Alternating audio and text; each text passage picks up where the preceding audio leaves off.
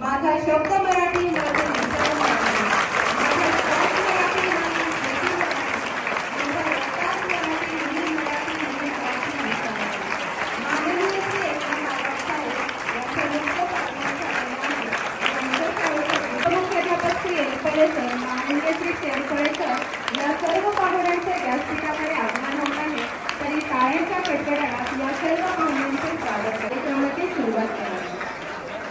परभाषेतही हा पारंगत ज्ञान साधना करा तरी, परभाषेतही हा पारंगत ज्ञान साधना करा तरी, माय मराठी स्वाभिमान साधवणाऱ्या ज्ञानपीठ पुरस्कार प्राप्त मराठी कवी कुसुमाग्रज यांच्या प्रतिमेचे पूजन आपल्या प्रमुख पाहुण्यांच्या श्री आव्हाड साहेबांच्या हस्ते होत आहे. याचबरोबर कार्यक्रमाचे दीप प्रज्वलनही या प्रमुख पाहुण्यांच्या हस्ते होत आहे. श्री सर या सर्व उपस्थितांच्या हस्ते आजच्या कार्यक्रमाचे दीप प्रज्वलन होत आहे. या मंगलमय वातावरणामध्ये या कार्यक्रमाच्या दीप प्रज्वलनात प्रज्वलित होणारी ही दिव्याची ज्योत आपल्याला संदेश देते, वाचनाची कास धरा. आणि हा संदेश आपण तंतोतंत पाळूया आणि दिवसे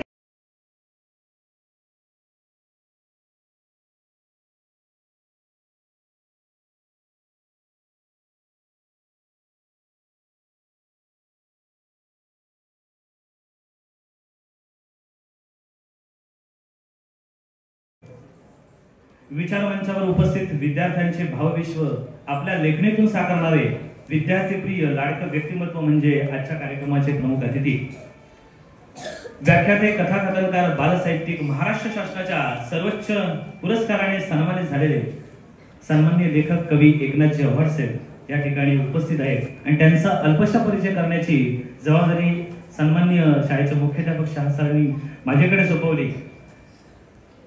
सर्वप्रथम विद्यार्थी मित्र, आज आपले खरं मोठं महत्भाग्य समजावं लागेल.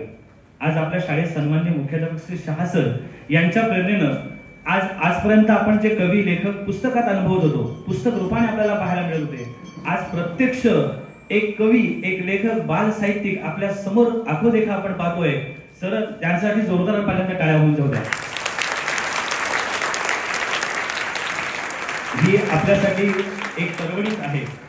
मी मगाशी व्यासपीठाऐवजी विचार मंचावर जाणीवपूर्वक असा उल्लेख केला होता, कारण आजचे व्यासपीठ सन्माननीय एकनाथ आव्हाड सर यांच्या पदस्पर्शाने विचार मंचात रूपांतरित झालेलं आहे, म्हणून त्यांना मी विचार मंच असं म्हटलेलं आहे. सरांचा परिचय करून ज्यावेळी माझ्याकडे आल्यानंतर थोडीशी आंतरजाळावर मी थोडीशी माहिती पाहिली आणि खऱ्या अर्थानं शिक्षक या शब्दाचा अर्थ मला उलगडत गेला. आणि अशा महान हस्तीचा अल्पशा शब्दात परिचय देणं अशक्य आहे, परंतु वेळेअभावी मी थोडक्यात त्यांचा परिचय करून देतोय. सन्माननीय एकनाथ आव्हाड सर यांचा जन्म नाशिक जिल्ह्यातील सिन्नर तालुक्यातील दापूर या छोट्याशा खेडेगावात झाला होता. 1972 साली झाला होता आणि शेतकरी कुटुंबात झाला होता. कौटुंबिक परिस्थिती तशी हलाखीची होती. शेतीवर उदरनिर्वाह करणारं त्यांचं कुटुंब होतं. आई वडील दोन्ही शेती करत होते. 4 भाऊ 2 बहिणी असा त्यांचा परिवार होता. आणि असं असताना बिनभरोशाची शेती करणार काय, एवढ्या कुटुंबाला आपण कसं सांभाळणार, हा एक मोठा प्रश्न त्यांच्या समोर होता. आणि म्हणून 1977 साली त्यांचे वडील आपल्या कुटुंबाला घेऊन निसर्गरम्य वातावरणात जगणारं कुटुंब हे चेंबूर सारख्या एका 10 बाय 10च्या खोलीमध्ये आपलं जीवनचर्या चालत होतं. सुरुवातीला वडील गोदी कारभारामध्ये रोजंदारीवर त्या ठिकाणी कामावर रुजू झाले होते. प्राथमिक शिक्षण तेथेच महानगरपालिकेच्या शाळेत त्यांना दिलं गेलं. पण असं असताना उच्च शिक्षण आपल्याला मिळावं एक स्वप्न त्यांच्या समोर होतं. कॉलेजचे शिक्षण अनुभवावं, कॉलेजची लाईफ जगावं, यासाठी त्यांनी 10वी साठी खूप प्रयत्न केले होते, खूप मेहनत घेतली होती आणि चांगल्या गुणाने उत्तीर्ण होऊन त्यांनी शेवटी कॉलेजला ऍडमिशन विज्ञान शाखेमध्ये घेतलं होतं, सोमय्या कॉलेजमध्ये. परंतु शेवटी आर्थिक विवंचना काही संपत नव्हती. तुटपुंच्या पगारामध्ये कुटुंब चालत होतं. वेळ प्रसंगी आईने अक्षरशः त्यांच्या भाजीपाला विकण्याचं काम देखील सर केलं होतं आणि सर स्वतः त्या रस्त्यावर भाजी विकण्याचं देखील काम करत होतं. मी म्हटलं ना की त्यांचा परिचय मला अल्पशा शब्दात करून देता येणार नाही, कारण त्यांचं जीवनचरित्र ज्यावेळेस वाचलं किंवा जीवन परिचय मी ज्यावेळेस वाचला त्यावेळेस माझीच मती कुंठित होत गेली. की यांचा अल्पशा परिचय मी करून देत नाही. ठीक आहे. त्यानंतर शिक्षक पेशाकडे वळण्याकरता, शिक्षक क्षेत्राकडे वळण्यासाठी त्यांना देखील ऊर्जा मिळाली. ती त्यांच्याच एक शिक्षिका, त्यांच्या शिक्षिका होत्या विभावरी भोसले मॅडम यांच्या प्रेरणेनं त्या शिक्षण क्षेत्राकडे ते वळले. शिक्षण क्षेत्राकडे वळल्यानंतर त्यांना लिखाणाची जी प्रेरणा मिळाली ही विद्यार्थ्यांकडूनच मिळाली. वर्गात गेल्यानंतर मराठीचे शिक्षक म्हणून विद्यार्थ्यांना कथाकथन हे त्यांच्या बाईंनी त्यांना शिकवलं होतं. वर्गात गोष्टी सांगणं, त्या कथा सांगणं आणि त्या सविने सादर करणं किंवा याच्या अभिनयातून सादर करणं हा एक उपक्रम त्यांनी सुरू केला होता.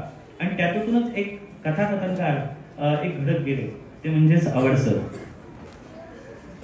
त्यांच्या कवितेला जी सुरुवात झाली ना, ती देखील ते ज्यावेळेस सहशिक्षक झाले, महानगरपालिकेच्या शाळेमध्ये रुजू झाले, त्यावेळेस त्यांच्या 5वीच्या वर्गातील एक विद्यार्थिनी होती सविता पटेकर सर, बरोबर.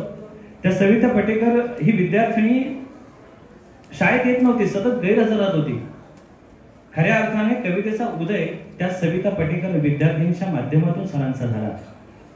शाळेत काय येत नाही याचं कारण त्यांनी ज्यावेळेस शोधलं ना, त्यावेळेस त्यांना कळलं त्याची आई जी होती ती कचरा गोळा करण्याचं काम करायची.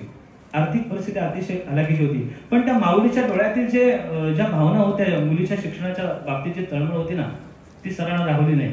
घरी आल्यानंतर त्या सविता पाटेकर नावाची लिखित एक कविता त्यांनी लिहिली आणि तिथून त्यांच्या कवितेचा जन्म झाला असं म्हणावं लागेल. आता मी पुढे जातोय. सन्माननीय एकनाथ आवड हे महाराष्ट्रातील सुप्रसिद्ध बालसाहित्यिकार, कथाकार आहेत. मुंबई महानगरपालिकेच्या शाळेत त्यांनी 31 वर्ष सेवा केलेली आहे. मुलांसाठी कथा, कविता, नाट्यछटा, चरित्र, काव्यकोडी असे विविध प्रकारचे लेखन ते करीत आले आहेत. मुलांसाठी आणि मोठ्यांसाठी कथाकथन, काव्यवचनाचे कार्यक्रम सादर करीत असतात. कथाकथनाचे 500हून अधिक कार्यक्रम त्यांनी आजपर्यंत आयोजित केलेले आहेत आणि सादर केलेले आहेत.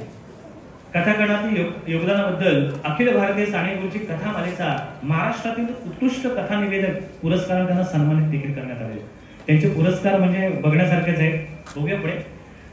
कथाकथन तंत्र आणि मंत्र ही कथाकथनाची कार्यशाळा त्यांनी अनेक ठिकाणी घेतलेली आहे. आवड यांची एकूण 32 पुस्तके आज प्रकाशित झालेली आहेत. जोरदार टाळ्या वाजवा. बोधाई, गंमत गाणी पुस्तकांची नावं थोडक्यात सांगतो.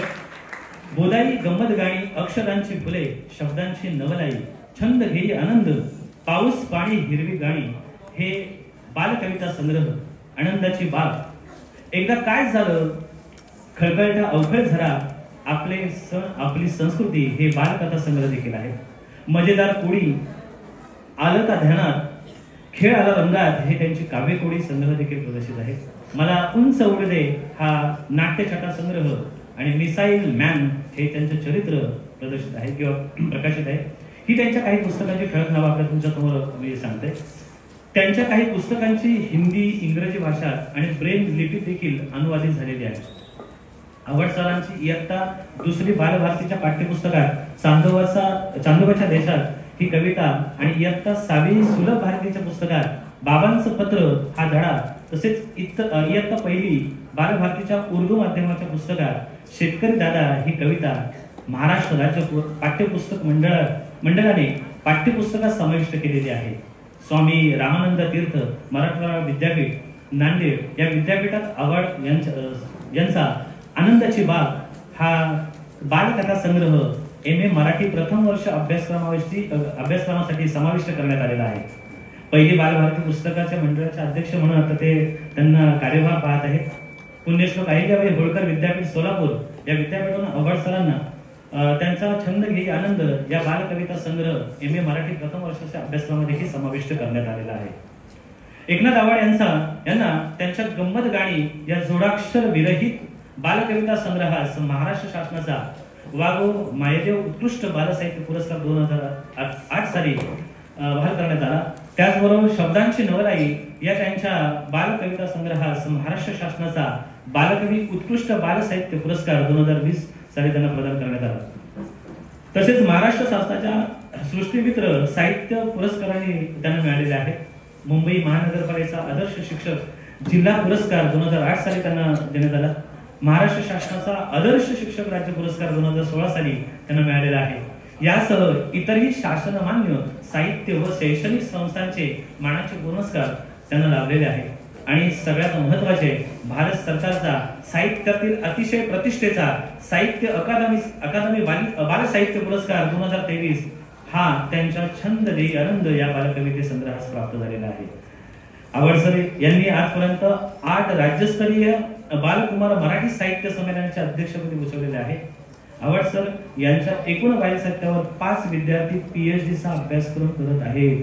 आणि हे आपल्यासाठी आणि एवढं मोठं व्यक्तिमत्व, विद्यार्थी प्रिय एक शिक्षक, लेखक, कवी आपल्या समोर आपण समोर पाहतोय, यांचा अल्पशा परिचय करून देण्याची जबाबदारी माझ्यावर दिली.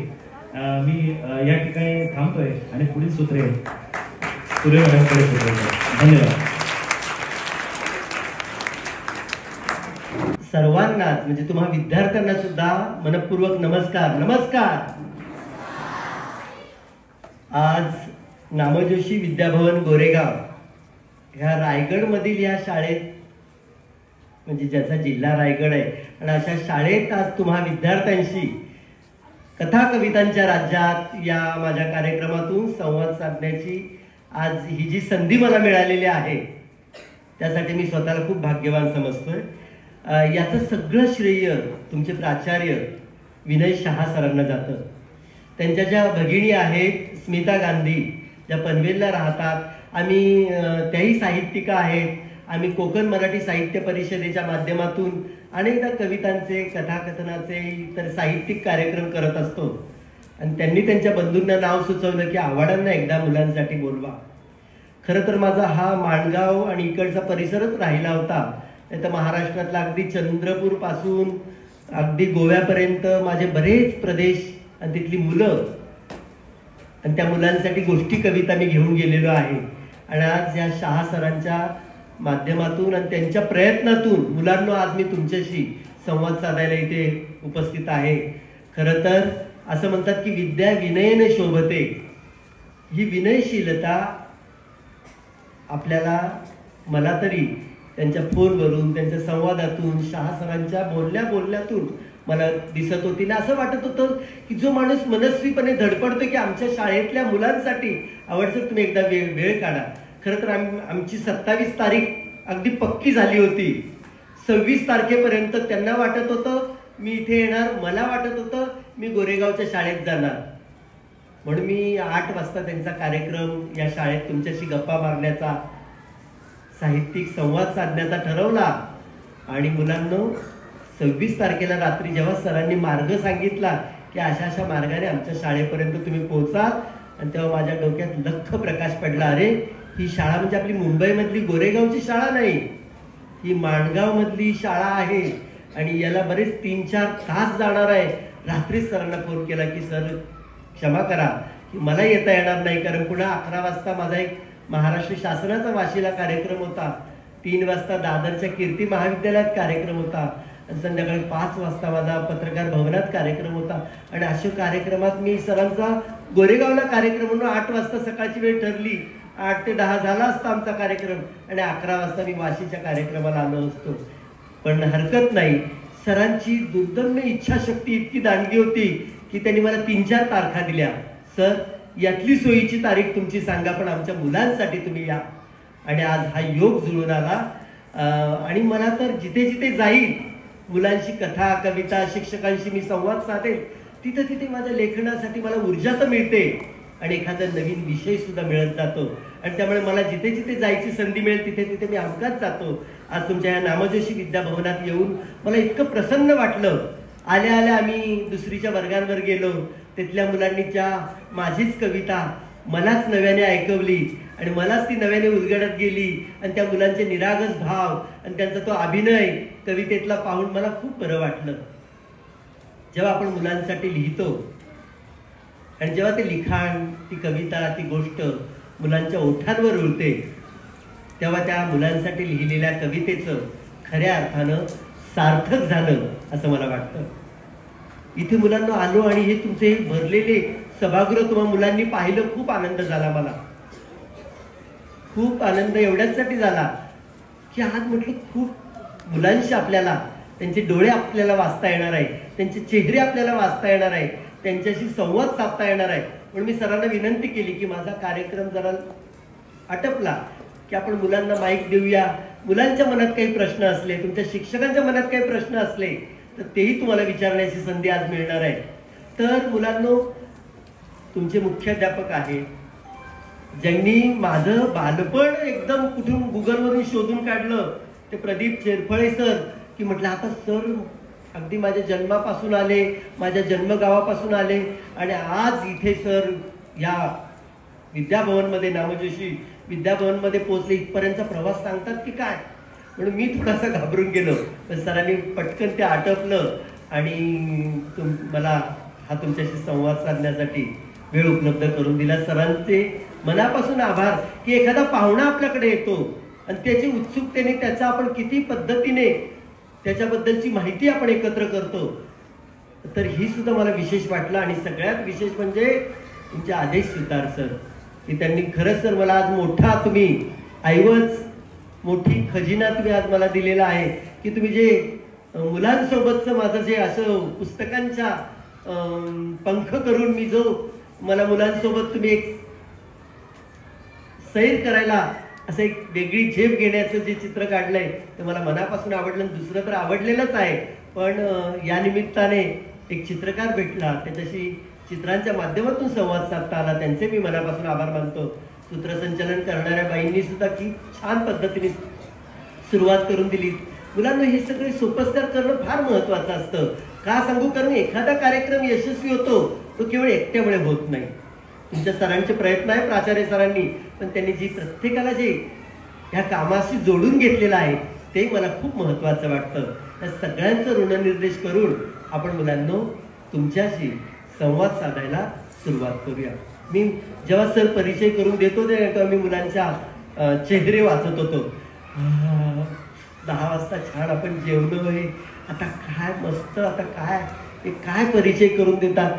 मला वाटलं की तुम्हाला ना माझ्याशी बोलायचंय, माझ्याशी ऐकायचंय, आणि म्हणून मी तुमचे चेहरे वाचले की म्हटलं लवकर आपण तुमच्याशी संवाद साधायला सुरुवात करूया. मुलांनो, मी ज्या वेळी म्हणेल ना, मी अनेक ठिकाणी कार्यक्रमाला जातो. येतोय का आवाज? शेवटच्या मुलाला येतोय आवाज? हा. तर ज्यावेळी मी कार्यक्रम करायला जातो ना, असे मोठं पटांगण भरलेलं असतं. म्हणजे आता आम्ही हे दिल्लीला अखिल भारतीय साहित्य संमेलन झालं, त्याच्या आधी आम्ही अमळनेरला एक बाल मेळावा केला होता. आणि या बाल मेळाव्याला कार्यक्रम करताना अनेक 8,000 मुलं होती. म्हणजे एका वेळी 4,000 मुलं. शेवटचा मुलगा असा मुंगीसारखा दिसायचा आम्हाला. तर अशा मुलांसोबत कार्यक्रम करताना ज्या मुलाशी मला माझ्या नजरेच्या टप्प्यात जी मुलाशी खाली खाली वागतील ना, मग मी म्हणायचो ज्ञानेश्वर, आणि ज्ञानेश्वर म्हटल्याबरोबर सगळी मुलाशी ताट बसायची. तर बघूया आता मला इथे किती वेळा ज्ञानेश्वर म्हणावं लागतंय ते. त्यामुळे आता पहिल्यांदा ताट बसा बघूया, आणि ताट हळूहळू वाकले की मी ज्ञानेश्वर म्हणणार एवढं लक्षात ठेवा. तर आता आपण मी काही कार्यक्रम काय करणार नाही, पण आपण असे छान मस्त गप्पा मारूया आणि त्या तुम्हाला आवडतील अशी आशा करतो. मुलांनो, 10वीच्या परीक्षा सुरू आहेत किंवा सुरू होतील. असं आमची महापालिकेची शाळा म्हणजे 1ली ते 8वी पर्यंत. तर या 10वीच्या वर्गातला एक प्रसंग सांगतो आणि आपल्या गप्पांना सुरुवात करूया, आपल्या संवादाला सुरुवात करूया. मुलांना 10वीच्या वर्गात शिक्षक विद्यार्थ्यांना बोर्डाचं प्रवेशपत्र वाटत असतात. प्रवेशपत्र म्हणजे तुम्हाला ते इंग्लिश शब्द माहिती आहे, हॉल तिकीट. तर ते हॉल तिकीट वाटत असतात आणि त्या सरांचा प्रसन्न चेहरा आज काही मुलांना दिसत नाही. का बरं नसेल दिसत? तर ती शाळा 10वी पर्यंतचीच होती. त्या सरांना वाटलं की ही मुलं 10वीची परीक्षा दिल्यावर कॉलेजच्या विश्वात जाणार आणि कॉलेजच्या विश्वात गेल्यावर ह्या मुलांचा सहवास आपल्याला कमी लाभणार, असं काहीतरी त्यांच्या मनात सुरू होतं. आणि त्यामुळे तो मनातल्या गोष्टी चेहऱ्यावर उमटतात. तसं त्यांचा चेहरा सांगत दुःखी असा दिसत होता. पण मुलांना कळत नव्हतं. मुलांना वाटलं आज नेहमी प्रसन्न चेहऱ्याने शिकवणारे आपले शिक्षक, बोर्डाची परीक्षा 8 दिवसावर आलेली आहे. आज आपल्याला प्रवेशपत्र मिळून आपण घरी अभ्यास करायचा आहे आणि 8 दिवसानंतर बोर्डाच्या परीक्षेला सामील व्हायचं आहे. आणि असं असताना आज आपले सर असे प्रसन्न चेहऱ्याने आपल्याशी का बोलत नाही? सरांनी काय केलं? ते प्रवेशपत्रांचा एक प्रवेशपत्र घेतलं हातात आणि त्याच्यावरचं नाव वाचलं. आणि नाव वाचल्यानंतर त्यांनी त्या मुलाला टेबलाकडे न बोलवता त्या मुलाच्या बाकाजवळ जाऊन त्यांनी ते प्रवेशपत्र दिलं. आणि काय करायचे माहितीये, त्या मुलाला प्रवेशपत्र दिल्यानंतर त्याच्या पाठीवरून एक मायेचा हात फिरवायचे. सगळ्यांची प्रवेशपत्र वाटून झाली आणि गैरहजर मुलांची प्रवेशपत्र त्यांनी टेबलावर ठेवली आणि मुलांना म्हणाले की मुलांनो मला तुमची एक परीक्षा घ्यायची आहे रे. परीक्षा परीक्षा म्हटलं काय, मुलांच्या पोटात भीतीने गोळा उभा राहिला. अरे बापरे, सरांनी तर कुठलीच पूर्वसूचना दिली नाही आणि अचानक परीक्षा. आपण तर अभ्यासही केला नाही त्या परीक्षेचा. कोणती असेल ही परीक्षा की ज्याचा आपल्याला सामोरं जायचं आहे. काही मुलं म्हणाली मात्र अरे असू दे परीक्षा, काय परीक्षेला घाबरायचं, जाऊया त्या परीक्षेला सामोरं. म्हणजे अशी संमिश्र भावना त्या वर्गात पसरली. मुलांना वाटलं सगळ्या परीक्षा झाल्या, आता एकच परीक्षा उरली आहे ती म्हणजे बोर्डाची परीक्षा. प्रवेश परीक्षा, प्रयोग परीक्षा, प्रिलियम परीक्षा, सराव परीक्षा सगळ्या झाल्या. तोंडी प्रात्यक्षिक असं असताना अचानक परीक्षा. सरांनी मुलांनो परीक्षेला सुरुवात करतो रे असं म्हटले सर. आणि सरांनी आपल्या सोबतचा गुंडाळलेला नकाशा उलगडून दाखवला. तर मुलांनो तो आपल्या भारत देशाचा नकाशा होता. भारत देशाचा नकाशा. मुलांना वाटलं ह्या नकाशावर परीक्षा, हत्तीच्या इथं भौगोलिक परीक्षा. सर काहीतरी एखादं राज्याची राजधानी विचारतील, देशाची राजधानी विचारतील किंवा फार तर दक्षिणेकडचे 2 राज्य सांग, उत्तरेकडचे एखादं राज्य सांग, असा काहीतरी नकाशावर भौगोलिक प्रश्न असणार. सरांनी ताट नकाशा मुलांसमोर धरला बरं का. तेवढ्यात एक उशिरा येणारा राजू दाराशी उभा होता आणि सरांना म्हणत होता, सर वर्गात येऊ. सरांनी राजूला बसून घेतलं, पुन्हा परीक्षेचं आवाहन केलं. म्हणाले मुलांना मी परीक्षेला सुरुवात करतो बरं का असं म्हणाले सर. आणि सरांनी नकाशाचे तुकडे केले, टेबलावर ठेवले आणि म्हणाले गटागटाने या आणि हा देशाचा नकाशा मला जोडून दाखवा. मुलांनो हुशार मुलांचा गट पुढे सरसावला. ते नकाशाचे तुकडे जवळ घेतले, एक एक तुकडा ती हुशार मुलं जोडायला लागली. पण सगळा नकाशा जोडल्यानंतर त्या मुलांच्या लक्षात आलं की ज्या नकाशाचा आपण नियमित अभ्यास करतो तो हा नकाशा नव्हे. हा जोडलेल्या नकाशात कुठेतरी काहीतरी चूक राहिली आहे. पण कोणती चूक राहिली आहे ते हुशार मुलांच्या लक्षात येईना. दुसरा गट पुढे आला, त्यांनी नकाशाचे तुकडे ताब्यात घेतले. ती मुलं नकाशा जोडायला लागली, त्यांनाही नकाशा जोडता आला नाही. असं करता करता दारातून उशीर आलेला राजू त्या मुलांना म्हणाला, अरे मी प्रयत्न करून पाहू का. मुलांनो राजू म्हणाला नाही द्या ते नकाशाचे तुकडे माझ्याकडे, मी जोडून दाखवतो. राजू म्हणाला मी प्रयत्न करून पाहू का. मुलांनो तुम्ही लहान आहात पण लक्षात ठेवा प्रयत्नात खूप मोठी ताकद असते. अशक्य गोष्ट आपण प्रयत्नाने शक्य करून दाखवू शकतो. वाळवंटात नंदनवन फुलवण्याची ताकद या प्रयत्नामध्ये असते. राजू म्हणाला मला एकदा संधी तर द्या. मुलांना संधी तुमचं आमचं सगळ्यांचं दार ठोठावत असते बरं का.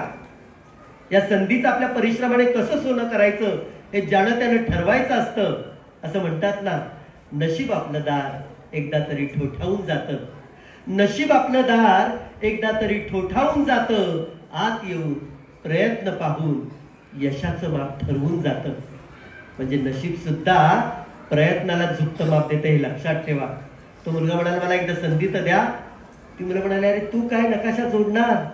जिथे आम्ही अभ्यासात 90-95% मार्क मिळवणारी मुलं, जिथे आम्हाला नकाशा जोडता आला नाही तिथे जेमतेम काठावर पास होणारा 50-55% मार्क मिळवणारा तू रे काय नकाशा जोडणार. राजू पुन्हा म्हणाला मला एकदा संधी तर देऊन पहा. हुशार मुलांनी नकाशाचे तुकडे राजूकडे दिले आणि म्हणाले जोड. कसा जोडतोयस तो बघतो आम्ही नकाशा. राजू सगळे तुकडे घेतले त्यांनी जवळ आणि एक एक तुकडा राजू नकाशाचा जोडायला लागला. मुलांनो राजू नकाशा जोडत नव्हता बरं का नुसता. शेवटच्या मुलांनो तर राजू नकाशा जोडण्याच्या कामात जीव ओतत होता, मनापासून करत होता. आणि तुम्हाला माहितीच आहे कुठलंही काम जीव ओतून केलं, मनापासून केलं की यश त्याच्यापासून फार काळ दूर राहू शकत नाही. राजूच्या बाबतीत तेच झालं. जेमतेम 50-55% मिळवणाऱ्या राजूने देशाचा नकाशा तंतोतंत जोडला. कुठेही कसलीही छोटीशी सुद्धा चूक नाही. सगळ्या मुलांना आश्चर्य वाटलं. प्रत्येक मुलाच्या ओठावर एकच प्रश्न, राजू तू नकाशा कसा काय जोडलास रे? राजू तू नकाशा कसा काय जोडलास रे? मुलांनो, तेव्हा राजूने जे काय उत्तर दिलं ते तुम्ही आम्ही सर्वांनीच आपल्या हृदयाच्या कप्प्यात जपून ठेवण्यासारखं उत्तर दिलं. राजू म्हणाला, मी जेव्हा दारातून येत होतो तेव्हा नकाशाची मागची बाजू दिसली मला. नकाशाच्या मागच्या बाजूवर एका माणसाचं चित्र होतं. माणसाचं. मी काय केलं? नकाशाच्या मागच्या बाजूचा माणूस जोडला, देश आपोआप जोडला गेला. माणूस जोडला, देश आपोआप जोडला गेला.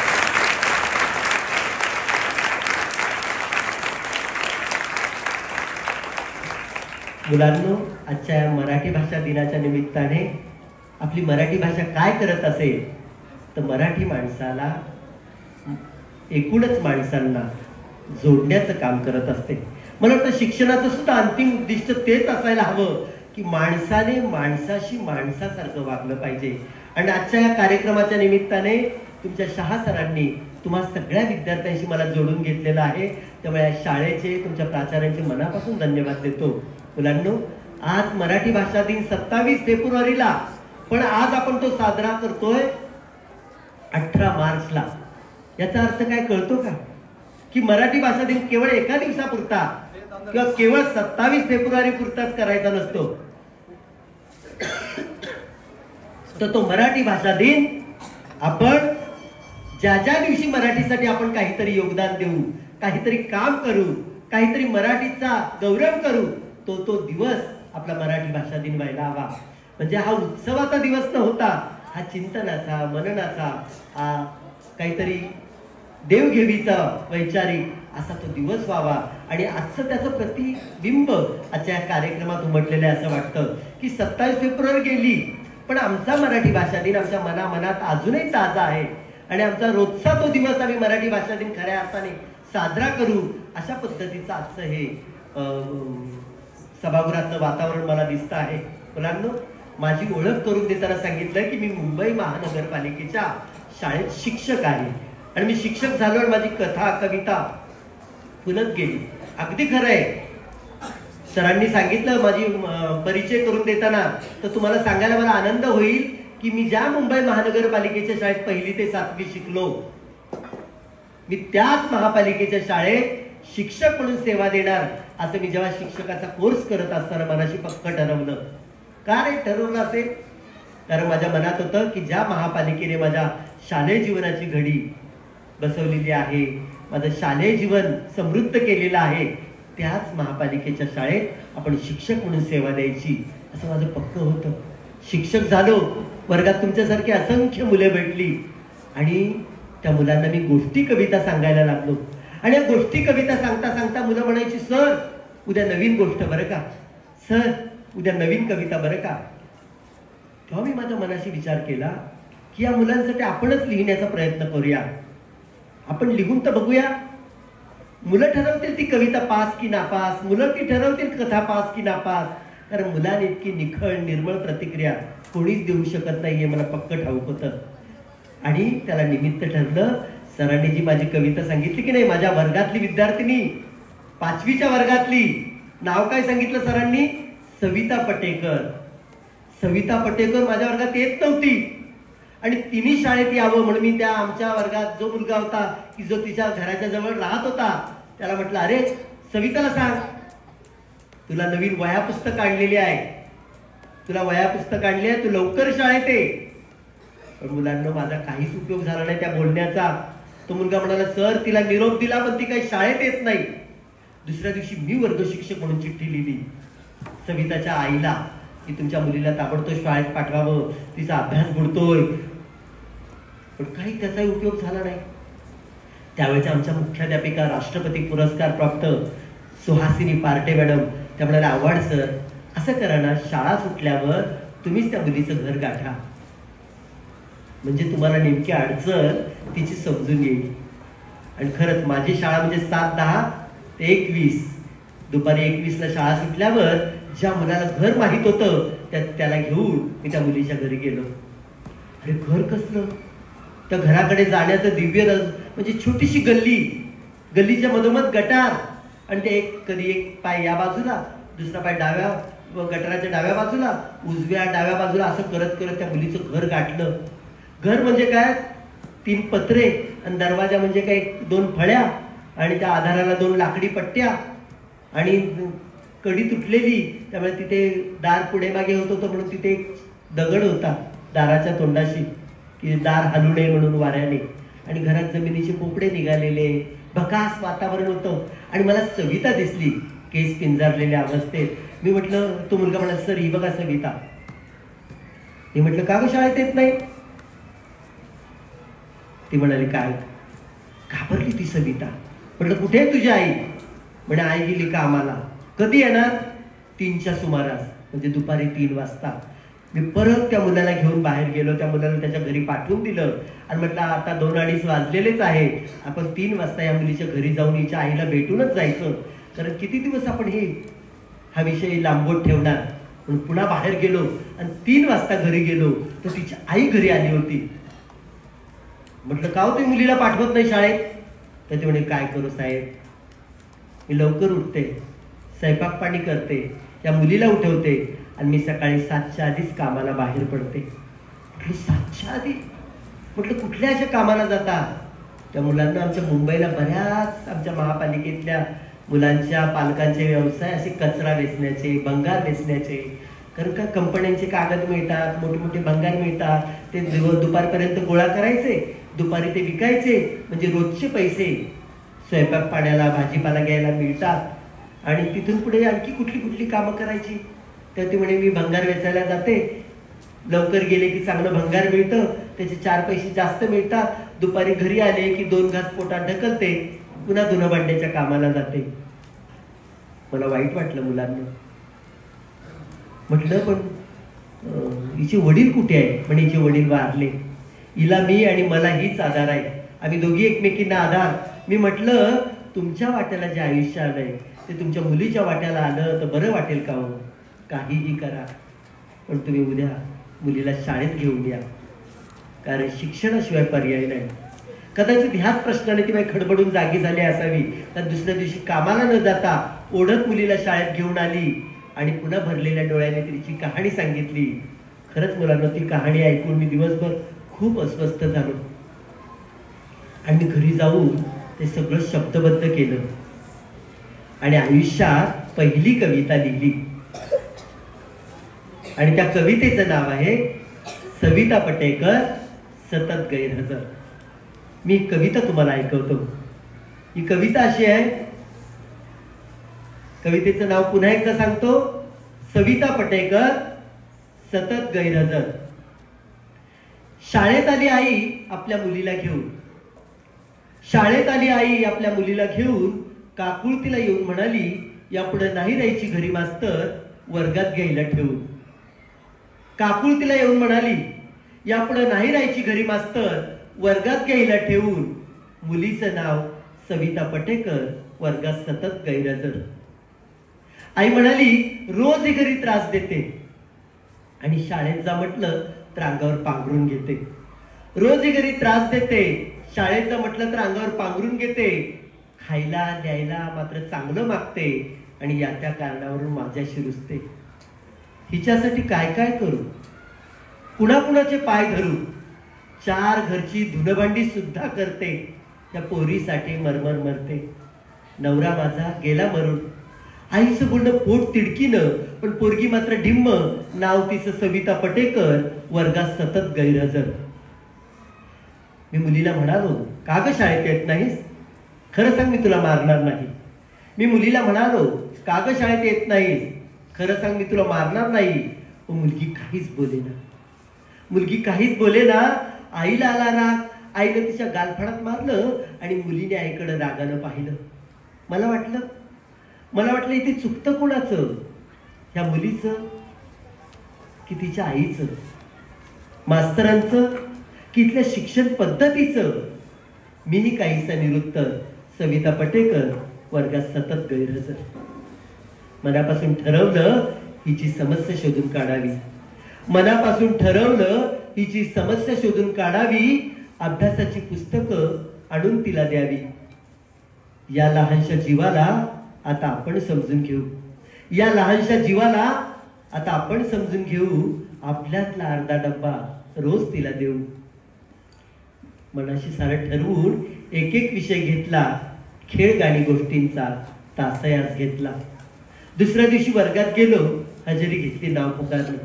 दुसऱ्या दिवशी वर्गात गेलो, हजेरी घेतली, नाव पुकारलं, सविता पटेकर. पण मुलं म्हणाली गैरहजर. माझं मन सुन्न झालं. कालचा दिवस आठवला. बॅगेतल्या डब्याकडे लक्ष गेलं. टेबलावर तिच्यासाठी पुस्तकं होती. या पुस्तकात तिचं आता कसं शोधू उत्तर. या पुस्तकात तिचं आता कसं शोधू उत्तर. तेवढ्यात दारातून कवळे शब्द आले. सर वर्गात येऊ. दाराकडे पाहिलं तर दारात सविता उभी, शाळेच्या गणवेशात, 2 घट्ट वेड्या घालून. माझं मन फुललं. वर्गातली मुलं एका सुरात म्हणाली, सर सविता हजर, सर सविता हजर, सर सविता हजर.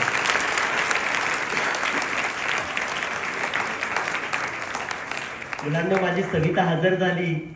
त्या वर्षीच्या आमच्या बालकोत्सवाच्या कार्यक्रमात तिने वैयक्तिक नृत्याचं बक्षीसही मिळवलं. 7वी पर्यंत ती शाळा पास झाली. आणि सगळ्यात महत्वाचं, ती शाळेत यायला लागली. आणि ही कविता मी माझ्या 5वीच्या मुलांना वाचून दाखवली. मुलांना किती कळली माहिती नाही, पण माझ्या 5वीच्या मुलांना वाचून दाखवल्यानंतर एक दिवशी हजेरी घेत असताना रमेश नावाचा मुलगा काही 2 दिवस शाळेत आला नाही. म्हणून मी आपलं म्हटलं, अरे रमेश नाही आला 2 दिवस. एक पोरग पटकन उठून उभं राहिलं. सर त्याच्यावर सुद्धा सवितासारखी कविता नाही, म्हणजे तो सुद्धा शाळेत येईल. मला वाटतं त्या मुलाची ती प्रतिक्रिया मला एका मोठा पुरस्कार सुरुवातीलाच मिळाल्यासारखी मला वाटली. मला वाटतं मुलांची ह्या प्रतिक्रिया हा माझ्यासाठी खूप मोठा पुरस्कार आहे. मुलांनो, माझी ही सुरुवात तुम्हाला कळली. त्याच्यानंतर मी बरीच पुस्तकं लिहिली. माझ्या पुस्तकातल्या कविता माझ्या पाठ्यपुस्तकात आल्या. हे सगळं महत्वाचं, पण त्याहीपेक्षा अधिक महत्वाचं की तुम्हा मुलांनी मला लिहितं ठेवलं आहे. जेव्हा मला भारत सरकारचा साहित्य अकादमी मिळाला तेव्हा अनेक पत्रकारांचे फोन आले. तेव्हा एका लोकसत्तेचा पत्रकार म्हणाला, तुम्ही 30 वर्ष लिहिताय आणि आता देश पातळीवरचा तुम्हाला पुरस्कार मिळाला आहे. तुम्हाला 30 वर्ष लिहिल्यानंतर आता हा पुरस्कार मिळतो, कसं वाटलं तुम्हाला. मी त्यांना म्हटलं, थोडी दुरुस्ती करू का या तुमच्या वाक्यामध्ये. तर म्हणे काय. म्हणजे 30 वर्ष मी लिहितोय असं म्हणण्यापेक्षा 30 वर्ष मुलांनी मला लिहितं ठेवलं आहे असं म्हटलेलं फार माझ्यासाठी महत्वाचं आहे. आणि तीच दुसऱ्या दिवशी बातमी पेपरला आली की मुलांनी 30 वर्ष लिहितं ठेवणारा लेखक, कवी. तर मुलांना तुमच्यामुळे मला ही प्रेरणा मिळते. आणि आज तुमच्या बरोबर येऊन तुमच्याशी गप्पा मारताना मी बरीच मोठी शिदोरी घेऊन जाणार आहे. तर ही सुरुवात सांगताना मला एकच सांगायचं आहे मुलांनो, की तुम्ही शाळेत शिकताय. शाळेत शिकताना तुम्हाला हा शिक्षणाचा हक्क मिळालेला आहे, पण हक्काबरोबर काय येतात, कर्तव्य सुद्धा येतात. आणि या मराठी भाषा दिनाच्या निमित्ताने तुमच्याशी संवाद साधताना एक गोष्ट मी तुम्हाला आवर्जून सांगणार आहे की या शिक्षण म्हणजे नेमकं काय बाळांनो. शिक्षण म्हणजे खूप टक्के मिळवणं एवढाच काही मुलांच्या डोक्यात, त्यांच्या पालकांच्या डोक्यात अर्थ असतो. शाळा म्हणजे खूप टक्के मिळवायचं आहे, बोर्डात पहिलं यायचं आहे. तुम्ही जरूर टक्के मिळवा, पण शिक्षण म्हणजे केवळ टक्के मिळवणं, आपल्या टक्क्यांमध्ये वाढ करणं हे नाही आहे. हे एवढं मात्र पक्क लक्षात ठेवा आजच्या दिवशी की शिक्षण म्हणजे काय. मला तर वाटतं शिक्षण म्हणजे मनाला माणुसकीकडे नेण्याचा मार्ग. शिक्षण म्हणजे आपल्या बुद्धीला सत्याकडे नेण्याचा मार्ग.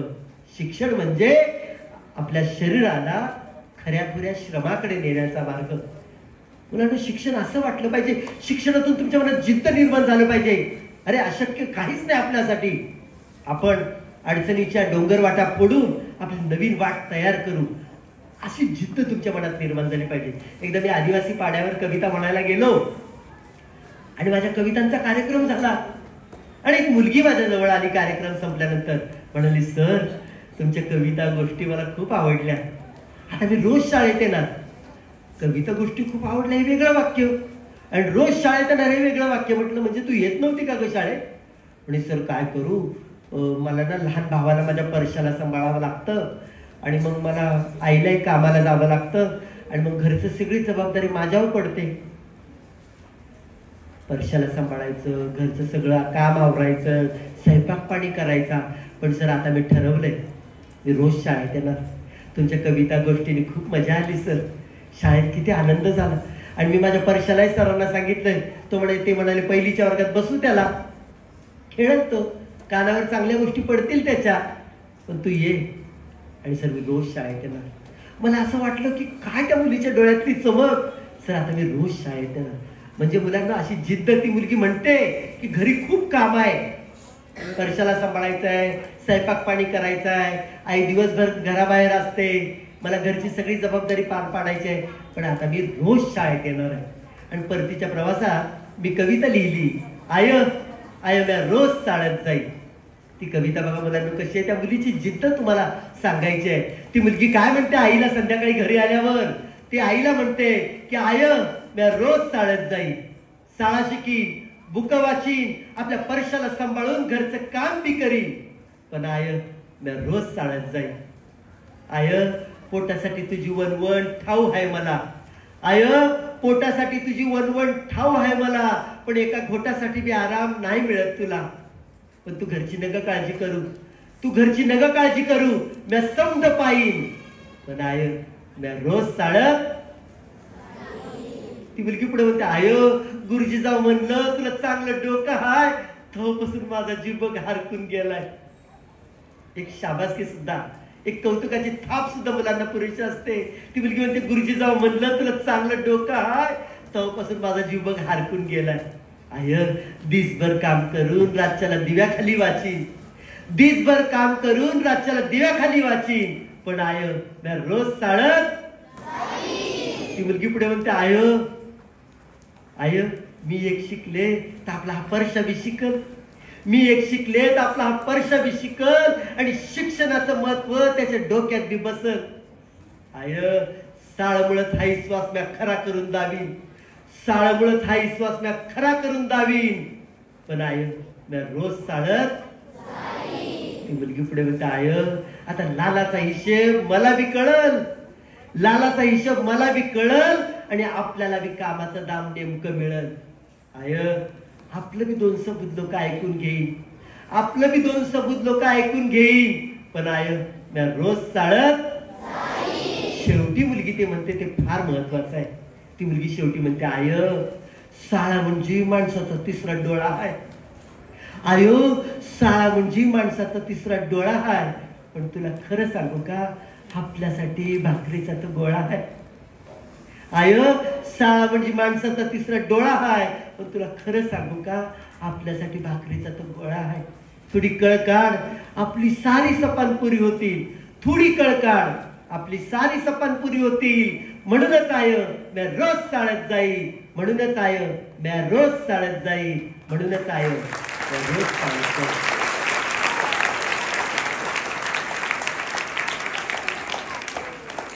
किती अडचणीचे डोंगर पार करून ती मुलगी म्हणते की मी रोज शाळेत जाईल. मला वाटतं तुम्ही सगळे रोज शाळेत येणारी मुलं दिसताय. रोज शाळेत येताना वा वा वा वा, किती छान. आणि मुलांना शिक्षणाचं हे सुद्धा महत्व आहे की शिक्षणातून नुसते टक्केच मिळवले पाहिजे असं काय नाही, अशी जिद्द निर्माण झाली पाहिजे शिक्षणातून.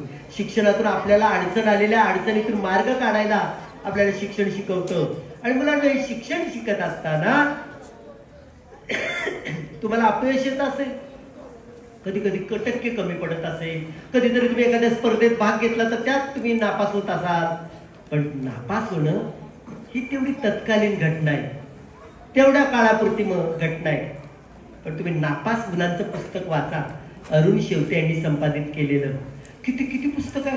अरे नापास झालेली मुलं, पण ती तिथेच थांबली नाही, तिथे थांबली नाही, तर त्यांनी प्रयत्न केले आणि ती पुढे गेली. म्हणून मुलांना नापास परीक्षेत टक्के कमी पडणं किंवा एखादी स्पर्धेत तुम्ही पराजय होणं तर ते फार एवढं महत्वाचं नसतं. पण एक महत्वाचं असतं की यश हे तुमच्या एकट्यामुळे मिळत नाही.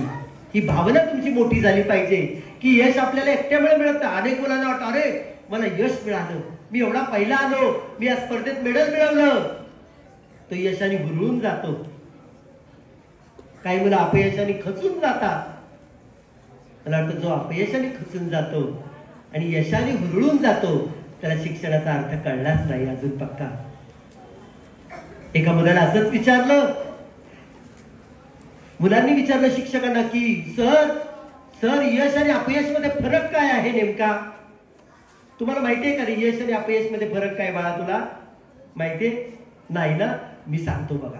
यश आणि अपयश मध्ये फरक विचारल्यावर सरांनी काय म्हटले, तुम्हाला यश आणि अपयश मधला फरक ऐकायचा आहे? सगळी मुलं म्हणाले हो सर. आणि मग सरांनी म्हणे चला वर्गाच्या बाहेर. आता मुलांना कळे ना की यश आणि अपयशाचा फरक ऐकायला वर्गाच्या बाहेर. सगळ्यांना सरांनी वर्गाच्या बाहेर नेलं आणि समोरच शाळेच्या समोर एक छोटस टेकडी होती आणि सरांनी त्या टेकडीकडे नेलं आणि मुलांना म्हणाले की या टेकडीच्या खाली हा दगड दिसतोय तुम्हाला मोठा? तो म्हणे हो सर. म्हणे हा दगड या टेकडीवर नेऊन ठेवायचा आहे. किती जणांना जमेल? सगळेजण गप्प बसले, कारण एकाला थोडी तो दगड उचलणार आहे. पण एक मुलगा मात्र धाडस करून सरांना म्हणाला, सर आम्हाला एकट्याला कुणाला जमणार नाही, पण आम्ही 5-10 जण एकत्र आलो तर आम्ही तो दगड सगळे मिळून तो वर नेऊ. न्या बघूया. 5-10 जण विश्व हाय वेगवेगळे तोंडाने आवाज काढत त्यांनी तो दगड टेकडीवर नेला. सर जाऊन पटपट जाऊन सर टेकडीवर उभे राहिले आणि मुलं टेकडीवर तो दगड घेऊन आले, ठेवला. सर म्हणाले, अरे तुम्ही 10 जण मिळून तो दगड आणला टेकडीवर, आता मला हा दगड खाली न्यायचा आहे, तुम्हाला 10 जणांचीच गरज लागेल का रे? एक मुलगा हसला, सर काय म्हणता, नुसतं त्या दगडाला असं बोट जरी लावलं तरी तो गणगणत खाली येणार. सर म्हणाले, यश आणि अपयश मध्ये हाच फरक आहे बाळांनो. यश हे अनेकांच्या मदतीने मिळतं. यशाची उतुंग पर्वत सर करण्यासाठी अनेकांची मदत लागत असते. मुलांनो, तुम्ही शाळेत पहिले येता, एखाद्या भाषणात तुमचा नंबर येतो, एखाद्या चित्रकलेत तुमचा चांगले ते चित्राला बक्षीस प्राप्त होतं. पण याच्यामध्ये लक्षात ठेवा की आदेश सुतार सरांचं मार्गदर्शन चित्रकलेत तुम्हाला लाभलेलं आहे. विनय शहा सारख्या सरांचं इतर विषयात तुम्हाला मार्गदर्शन लाभले आहे. तुमच्या संबंधित शिक्षकांचं मार्गदर्शन लाभले आहे. तुमच्या पालकांचं मार्गदर्शन लाभलेल्यामुळे तुम्हाला हे यश मिळालेलं आहे. अनेकांची ही ऋणाची भावना, ही कृतज्ञता तुमच्यामध्ये जागोजागी उभी असली पाहिजे मुलांनो. कारण यश त्याच्यामुळे शोभून दिसतं. जेव्हा एका मुलीला सांगितलं की सुंदर हात काढा, सुंदर हात काढा, तर त्या मुलीने काय केलं, वर्गामध्ये सगळ्या मुलींना सांगितलं सुंदर हाताचं चित्र काढायला. सगळ्या मुलींनी काढले. एका मुलीने मात्र आपल्या चांगल्या आपल्यासारखेच हात काढले आणि काही मुलींनी सुंदर हात म्हणजे त्यांनी नेल पॉलिश काढली, मेहंदी काढली, असं छान छान चित्रामध्ये काढलं. चित्राचा मतितार्थ बघा. बाईंनी प्रत्येक मुलीला विचारलं, हे काय ग? ती म्हणे, हे ना बाई अशा हात आहे, तशी हात आहे. एक मुलगी मात्र म्हणाली, तिला विचारलं, हे कुणाचा हात आहे ग? तर ती म्हणे, बाई तुमचे हात आहे. अगं माझे हात कसे काय, कशासाठी काढले? बाई तुम्हाला माहिती आहे की मला मैदानातले खेळ बघायला खूप आवडतात, पण मधल्या सुट्टीत मला कोणीच मैदानावर देत नाही, कारण मला उचलून न्यावं लागतं ना. पण तुम्ही नेहमी मला मैदानातले खेळ पाहण्यासाठी मला उचलून नेलेलं आहे. तुमच्या हातांनी मला मैदानावर तिथल्या खुर्चीत बसवलेलं आहे. म्हणजे ती मुलगी अपंग होती मुलांना, आणि बाईंनी त्या मुलीला नेहमी मैदानावरचे खेळ पाहण्यासाठी घेऊन गेलेला आहे. त्या मुली ती कधीच विसरली नाही. आणि म्हणून बाई हे हात तुमचे आहेत, मला ते ईश्वराच्या हाता एवढेच सुंदर वाटतात. फार त्या मुलीची कृतज्ञता कुठून आली ही? मुलांना असं शिक्षणातून आलं पाहिजे. जेव्हा डॉक्टर विजया वाड न्यूयॉर्क सिटीमध्ये गेल्या होत्या आणि त्यांना त्यांच्या अंध मैत्रिणीसाठी एक बोलकं घड्याळ घ्यायचं होतं. बोलकं घड्याळ म्हणजे अंध लोकांना काय आपल्यासारखी पटकन घड्याळ कळत नाही, म्हणून ते घड्याळ टाइम सांगणारं, आवाज करणारं घड्याळ घ्यायचं होतं. म्हणून त्या तिथला एक चायना टाउन म्हणून भाग आहे की जिथे अशा वस्तू मिळतात, तिथे त्या गेल्या. तर तिथे एक चायना मनुष्य होता. मनुष्य काय तरुण मुलगाच होता. आणि तो मुलगा आला आणि मॅडम आईये, मेमशाब आईये, मेमशाब आईये. त्याला कळलं ह्या इंडियन आहेत, म्हणून तो मोडकं तोडकं हिंदी बोलायला लागला. आणि त्यांनी मग ते बोलकं घड्याळ दाखवलं. विजयवाडांना ते घड्याळ आवडलं. ही खरी गोष्ट आहे बरं का. तर त्या म्हणाले, किती $? तर $11 सांगितले. विजयवाडाने $11 दिले. तर त्या मुलाने काय करावं, त्याच्याकडे 2 डबे होते पैसे ठेवण्याचे. एका डब्यात $10 ठेवले आणि एका डब्यात $1 टाकला. विजयवाडाला कळे ना. तर त्यांनी सहज विचारलं, की असे वेगवेगळे पैसे का टाकले? तर म्हणे हे $10 माझे, माझ्या कमाई, आणि ह्या कमाईतला $1 मी माझ्या देशासाठी, मी देशासाठी टाकलाय, माझ्या चायनासाठी, माझ्या देशासाठी टाकला.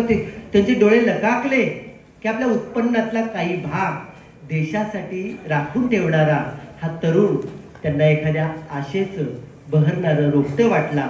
आणि त्याला विचारलं, हे कुणी शिकवलं रे बाळा तुला?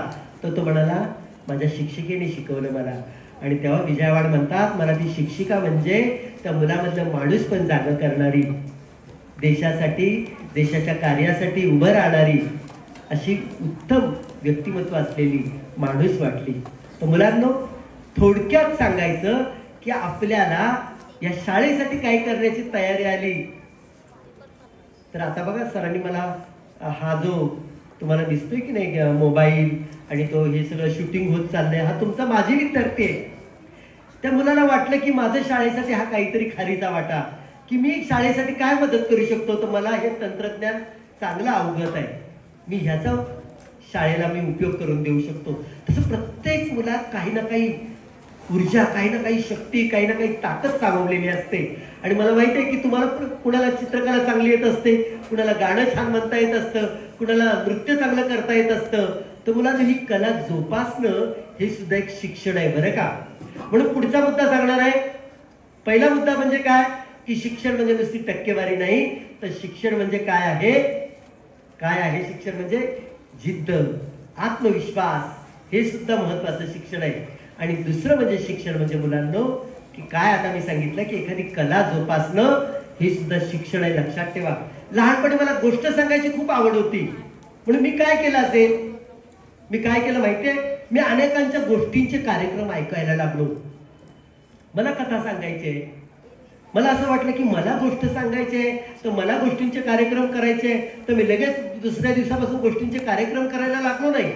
तर मी अनेकांचं कथाकथन ऐकायला लागलो. वपू काळे असतील, दमा मिरासदार असतील, शंकर पाटील असतील, व्यंकटेश माडगुळकर असतील, हे ग्रामीण कथाकार, शहरी कथाकार यांचे कथाकथनाचे कार्यक्रम करायला लागलो. का रे करायला लागलो? कारण कुणी म्हटलं नाही पाहिजे की आवडसर गोष्ट सांगतात ना, ते वपू काळेंसारखी गोष्ट सांगतात, असं म्हणायला नको सरांनी. लोकांनी म्हणायला पाहिजे की आवडसर गोष्ट सांगतात ना, ते एकनाथ आवाडांसारखीच गोष्ट सांगतात. त्यांची गोष्ट सांगण्याची ढब, शैली त्यांची स्वतःची आहे. कुणीतरी असं म्हणायला पाहिजे. आणि त्याच्यासाठी आपण मेहनत घेतली पाहिजे, त्यासाठी आपण अभ्यास केला पाहिजे. आणि मुलांना अभ्यासाशिवाय प्रकटणं, अभ्यासाशिवाय प्रकटणं हे मुळीच करू नका. म्हणून मी ना कथाकथनाचे कार्यक्रम करण्यासाठी खूप कार्यक्रम ऐकले. तुम्हाला माहिती आहे का, मला अनेक जण म्हणतात, सर आम्हाला लेखक व्हायचंय तुमच्यासारखं, कवी व्हायचंय तुमच्यासारखं, काय करू? काय कराल सांगा बरं? लगेच लिहायला लागाल ना डायरीमध्ये कविता, छान छान गोष्टी.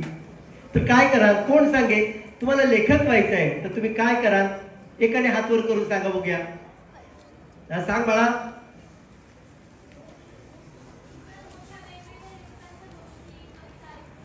ऐकून. आणखी कोण सांगेल? लेखक लिहितो, म्हणून तुम्हाला काय करावं लागेल आधी? बरोबर सांगितलं. काय करावं लागेल? वाचावं लागेल. वाचाल तर वाचाल असं नुसतं म्हणून नाही चालत. मी जेव्हा लेखक व्हायचं, सरांनी मला परिचय करून देऊ, मी भाजीच्या टोपलीच्या इथे गोष्टींचं पुस्तक घेऊन वाचत बसायचो. मला काही लहानपणी माहित नव्हतं की मी लेखक होणार आहे, कवी होणार आहे. मला एवढं माहित होतं की मला गोष्ट आवडते, कविता आवडते, त्यात माझा जीव रमतो. आणि मी ते गोष्टी, कविता वाचत राहायचो. वाचलेलं माझ्या घरात भावंडांना सांगत राहायचो की आज अशी गोष्ट वाचली, आज अशी कविता वाचली. आज शाळेत आमच्या विभावरी भोसलेबाईंनी माझ्याकडून गोष्टींचं पुस्तक वाचून घेतलं, त्याच्यामध्ये अशी राक्षसाची गोष्ट होती, अशी परीची गोष्ट होती. जे जे पुस्तक माझ्या खाऊच्या पैशात उपलब्ध होईल ते ते पुस्तक मी विकत घ्यायचो आणि वाचायचो. मुलांनो, एक गोष्ट लक्षात ठेवा, जसं एखाद्या गायकाला तानसेन करायचं असेल तर त्याला आधी गाणं म्हणायला लावलं जात नाही, त्याला खूप गाणी ऐकवली जातात. म्हणजे एखाद्याला तानसेन करायचं असेल तर तो आधी काय व्हावा लागतो? कानसेन व्हावा लागतो. खूप गाणी ऐकावी लागतात आणि मग त्याला त्याची नवीन गाणं, त्याच्या गाण्याची नवीन शैली तो आपण निर्माण करू शकतो. तसंच तुम्हाला लेखक व्हायचं असेल तर तुम्हाला खूप वाचावं लागेल.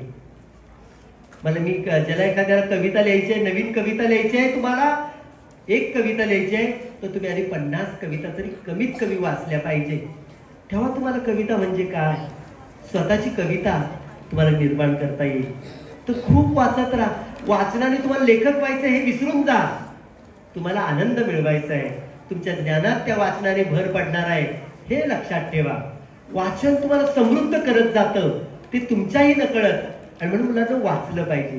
पण त्याआधी मी तुम्हाला सांगणार आहे की छंद जोपासला पाहिजे. कुणाला ना कुणाला छंद असेल.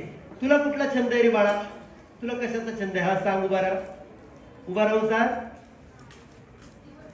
बुद्धिबळ खेळण्याचा आहे. किती छान आहे छंद हा. छंद म्हणजे सगळ्यांनाच बुद्धिबळ खेळता येतो, आवडतो सगळ्यांना, पण अनेकांना बघूनही कळत नाही.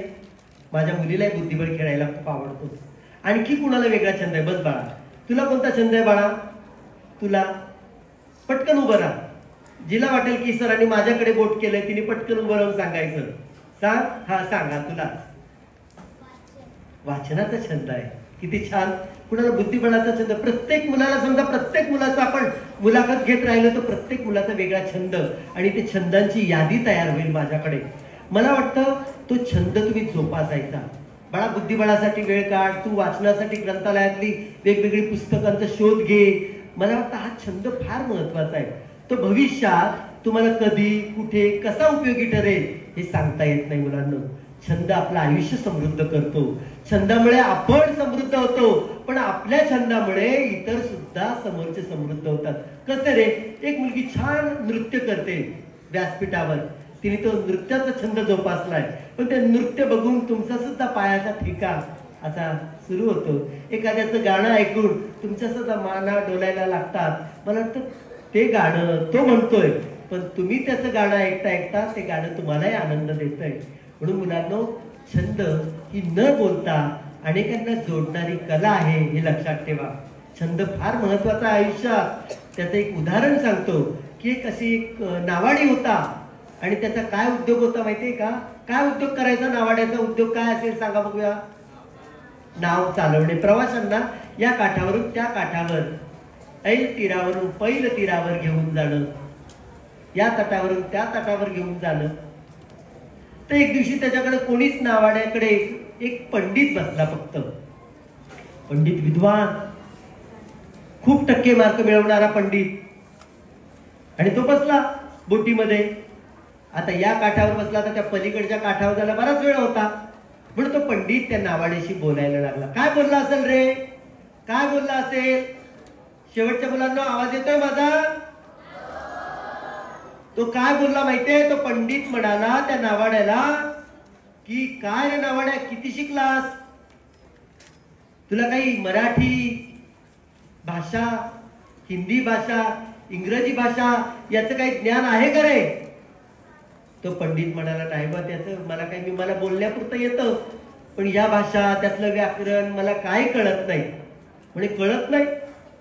तुम्हाला काही कळत नाही? अरे अरे अरे अरे, तुझं 25% आयुष्य फुकट गेलं रे बाबा. आणखी बोट पुढे गेली.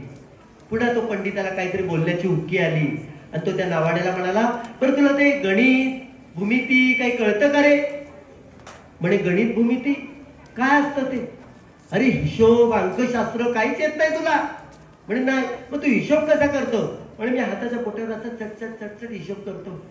पण म्हणे तुला गणित येत नाही, भूमिती येत नाही. मग 50% आयुष्य तुझं फुकट गेलं रे बाबा. आणखी बोट पुढे जाते आणि त्यानंतर तो म्हणतो, तुला विज्ञान वगैरे येतं का? विज्ञान, रसायनशास्त्र, जीवशास्त्र, भौतिकशास्त्र? तो म्हणे ते सुद्धा काही येत नाही.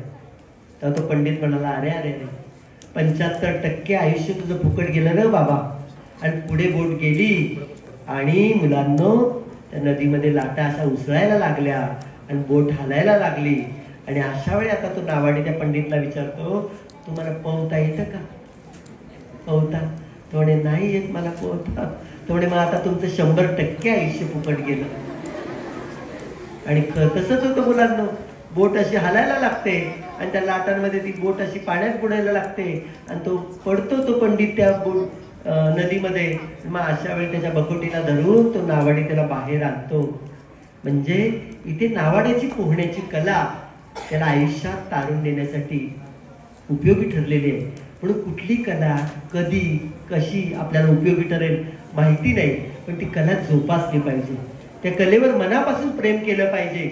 आणि मनापासून जो विद्यार्थी आपल्या कलेवर छंदावर प्रेम करतो, तो छंद, ती कलेत तो पारंगत होतो, हे लक्षात ठेवा. म्हणून मुलांनो, त्याच्यासाठी परिश्रम घ्यायला तयारी ठेवा. आणि सगळ्यात महत्वाचं की तुमचं माणूस पण कधी हरवून देऊ नका. हे सगळं करत असताना मुलांनो, माणसाने माणसाशी माणसासारखं वागलं पाहिजे. आपण हे वाक्य इतकं गुळगुळीत करून टाकलंय, फळ्यावर लिहितो, दर्शनी फलकावर लिहितो, पाठ्यपुस्तकातून ते वाक्य तुमच्यापर्यंत येतं, पण त्या वाक्याच्या पलीकडं त्यातला मतितार्थ तुम्ही आणि अनेकदा समजूनच घेत नाही. काय नसतं, माणसाने माणसाशी माणसासारखं वागलं पाहिजे. काय असतं रे ते? आपण माणूस आहोत एवढं तुम्हाला माहितीये.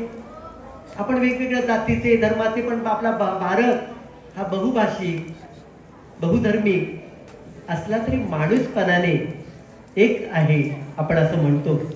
तर मुलांना आपलं माणूस पण सतत जागं ठेवलं पाहिजे. एका मुलाला जेव्हा विचारतात की बाळा तुला पहाट झाली रे, तू कसं ओळखशील? काय विचारला सरांनी प्रश्न? किती सोपा, की पहाट झाली हे तू कसं ओळखशील? तू कसं ओळखशील रे बाळा पहाट झाली? कोण सांगेल मला? कसं ओळखशील पहाट झाली? कसं ओळखशील तू? तुला विचारला प्रश्न मी. सांग बरं, पहाट झाली कसं ओळखशील? कोण सांगेल मला? इथल्या मुलांमध्ये पटकन हात वर करून. पहाट झाली, किती सोपा प्रश्न आहे. रात्री आपण झोपतो आणि पहाटेला उठतो, मग हे कसं ठरवता तुम्ही पहाट झाली? असा सूर्य उगवला, बरोबर, छान. मग तुम्हाला एवढा वेळ का लागला रे? पहाट आणखी वेगळ्या पद्धतीने आहे का? सूर्य उगवला की पहाट झाली असं आपल्याला आपण म्हणतो. तसंच सरांनी प्रश्न विचारला त्या मुलांना की पहाट झाली कसं ओळखणार? किती मुलांनी छान उत्तर दिले. सर, माझ्या घरासमोर 2 झाडं आहे, एक वडाचा आहे, एक पिंपळाचा आहे. मी घराच्या बाहेर जेव्हा सकाळी येतो आणि मला कळतं की हे झाड वडाचं, हे झाड पिंपळाचं, तर मी म्हणतो पहाट झाली. म्हणजे मला झाड ओळखता आलं म्हणजे पहाट झाली. दुसऱ्या मुलाला विचारतात, काय रे तू कसं ओळखशील पहाट? तो आता गावचा होता. तो म्हणे, सर, मी सकाळी झोपेत असतो आणि मला जेव्हा बैलांच्या, गाई वासरांच्या, गुरांच्या गळ्यातला घंटा ऐकायला येतात, घंटा नाद ऐकू येतो, तेव्हा मला कळतं की वासरं, गुरं आता रानाकडे चालली आहे. म्हणजे आता झुंजू मुंजू झालेलं आहे. झुंजू मुंजू होणे म्हणजे पहाट होणे. त्या मुलाने सांगितलं. तिसऱ्याला विचारलं तर तो म्हणे, पूर्वेकडे चांगला सूर्य उगवायला लागला की मी समजतो पहाट झाली. एक मुलगा मात्र गप्प होता. कुणासारखा गप्प? या मुलासारखा गप्प होता. उत्तरच देईना तो. सरळ विचारले, तू सांग पहाट झाली म्हणजे कसे ओळखशील? तो म्हणाला, सर, जेव्हा माणूस माणसाला खऱ्या अर्थाने ओळखेल तेव्हा पहाट झाली असं आपल्याला म्हणता येईल.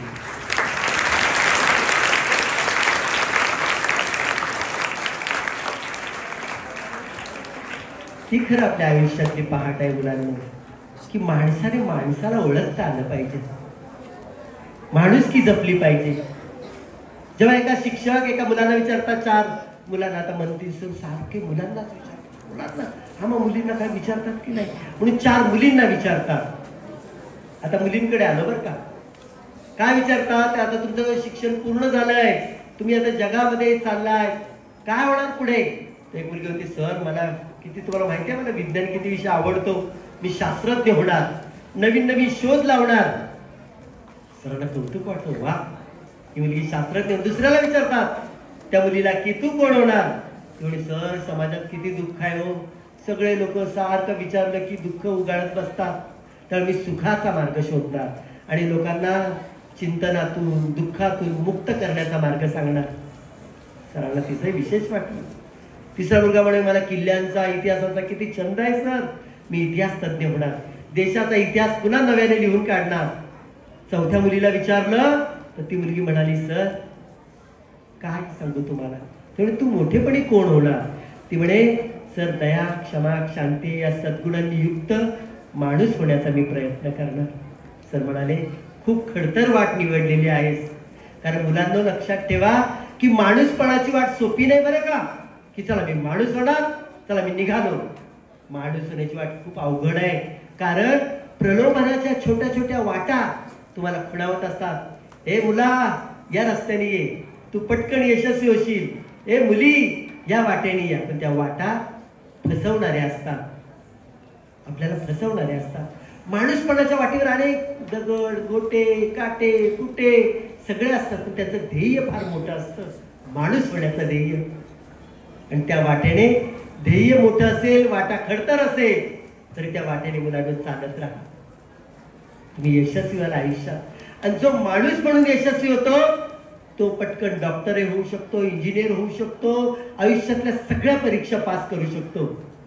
सगळ्या परीक्षा सोप्या, पण माणूसपणाची परीक्षा खूप अवघड आहे, हे लक्षात ठेवा. आणि म्हणून या शिक्षणातून तुमच्यामधलं माणूस पण सतत जागतं राहिलं पाहिजे. याचाही तुम्ही लहानपणापासूनच विचार करा मुलांनो. म्हणजे काय रे, माणूस पण जागतं राहिलं पाहिजे. म्हणजेच काय, सगळ्यांनी माणसाने माणसाशी माणसासारखं वागलं पाहिजे. तू ह्या जातीचा, तू ह्या धर्माचा, तू ह्या पद्धतीचा, तू त्या पद्धतीचा असं न बोलता तो एक माणूस आहे, त्यालाही भावना आहे. अशा पद्धतीने आपण विचार केला पाहिजे. आणि असं जेव्हा तुम्ही विचार कराल तेव्हा तुम्ही खऱ्या अर्थाने आयुष्यात यशस्वी व्हाल मुलांनो.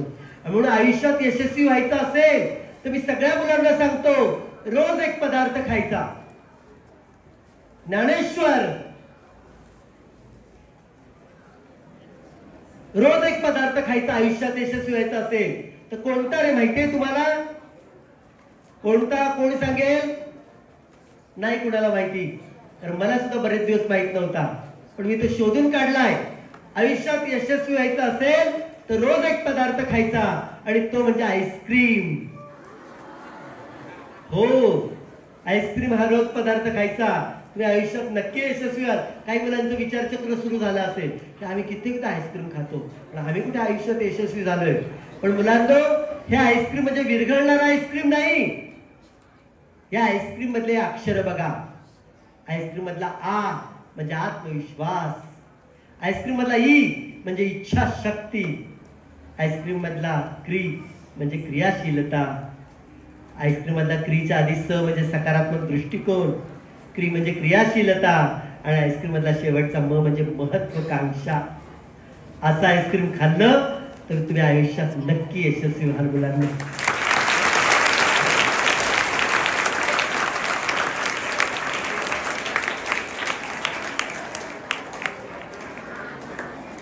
आणि म्हणून मी तुम्हाला सांगतो की आत्मविश्वास, इच्छाशक्ती, सकारात्मक दृष्टिकोन, क्रियाशीलता, महत्वाकांक्षा हे तुमच्या मनात सतत सतत शिक्षणातून जागतं ठेवा. आणि सगळ्यात महत्वाचं की हा अभ्यास आहे असं नाही वाटता, हा आपल्या आनंदाचा भाग आहे असं तुम्ही लक्षात ठेवा. जेव्हा तुमचा हा अभ्यास तुम्हाला अभ्यास न वाटता तुम्हाला आनंद वाटेल तेव्हा तुम्ही त्याच्यामध्ये मनापासून सहभागी व्हाल. जेव्हा एका विद्यार्थ्याला आई सारखी म्हणते, आई म्हणते आली परीक्षा, सारखा टीव्ही पाहू नको. आई म्हणते आली परीक्षा, सारखा टीव्ही पाहू नको. आणि म्हणते खेळ बिळ कर सारे बंद, आता मित्रांसोबत राहू नको. काय म्हणते आई? आई म्हणते आली परीक्षा, आता सारखा टीव्ही पाहू नको, खेळ बिळ कर सारे बंद, मित्रांसोबत राहू नको. अरबट सरबट खाऊन आता आजारी तू पडू नको. आणि अभ्यासाच्या वेळी लपून कुठेतरी दडू नको. माझ्यापेक्षा आईलाच माझ्या परीक्षेची भीती जास्त. तो मुलगा म्हणतो माझ्यापेक्षा आईलाच माझ्या परीक्षेची भीती जास्त. येता जाता उठता बसता अभ्यास कर म्हणते फक्त. पण आईचे मी ऐकून सारे विचार पक्का केला मनाशी. आईचे मी ऐकून सारे विचार पक्का केला मनाशी. अहो परीक्षेची भीती कशाला जर दोस्ती माझी पुस्तकांशी. अहो परीक्षेची भीती कशाला जर दोस्ती माझी पुस्तकांशी.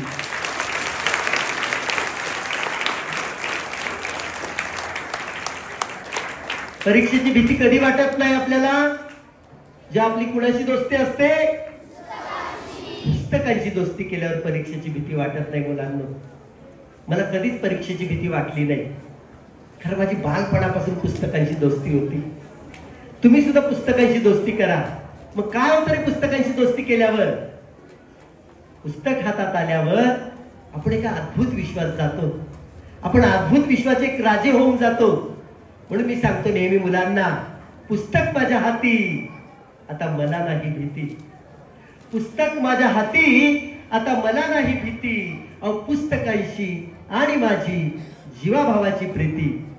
पुस्तकातली गोष्ट खाऊ इतकी गोड, पुस्तकातली गोष्ट खाऊ इतकी गोड, जीवनाला देते ती आनंदाची जोड. समजते उमजते विज्ञानाची किमया, समजते उमजते विज्ञानाची किमया. पुस्तक जणू माझे एक अजबच दुनिया.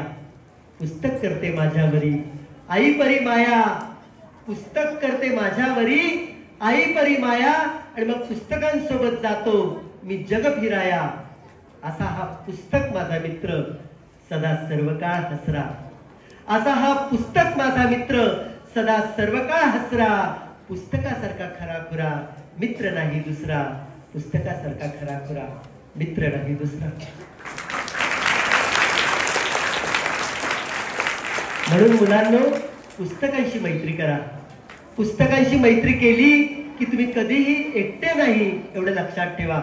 तुम्हाला माहिती आहे का, ज्यांच्या घरात पुस्तकं नाही, ज्यांच्या घरात, नीट ऐका, ज्यांच्या घरात पुस्तकं नाही त्यांचं घर म्हणजे खिडक्या नसलेल्या खोलीप्रमाणे असतं. एखादी घर खोली आहे, घर नाहीत मी त्याला म्हणत, खोली आहे आणि त्या खोलीत खिडकी नसेल तर तुम्हाला काय होईल रे? काय होईल तुला? त्या खोलीत नसेल तर काय येणार नाही? हवा येणार नाही. आणि मग काय होतं आपल्याला? हवा नाही मिळाली की गुदमरायला होतं की नाही? ज्या घरामध्ये पुस्तकं नाहीत असं घर म्हणजे खिडक्या नसणारी खोली आहे. लोकमान्य टिळक तर म्हणायचे, मी नरकात सुद्धा उत्तम पुस्तकांचं स्वागतच करेल, कारण नरकाचा स्वर्ग करण्याची ताकद त्या पुस्तकांमध्ये असणार आहे. मुलांनो, म्हणून पुस्तकांशी मैत्री करा. आजच्या या कार्यक्रमात येऊन तुमच्याशी संवाद साधताना काही मुलांनी जरी एक लक्षात ठेवलं की आव्हाड सर आज आले होते आणि त्यांनी सांगितलं पुस्तकांशी मैत्री करा. आता याच्या पुढे मी माझ्या प्रत्येक वाढदिवसाला पुस्तक विकत घेणार, माझ्या प्रत्येक मित्राला रिटर्न गिफ्ट म्हणून पुस्तक देणार. आणि मी माझ्या आई वडिलांना मी सांगणार की दर महिन्याला किराणा मालाच्या बिलाचे वेगळे पैसे काढतो, दुधाचे वेगळे पैसे काढता, लाईट बिलाचे वेगळे पैसे काढता, तसे पुस्तकांसाठी 100 रुपये दर महिन्याला वेगळे काढा. असं आज घरी गेल्यावर मी आई वडिलांना सांगणार.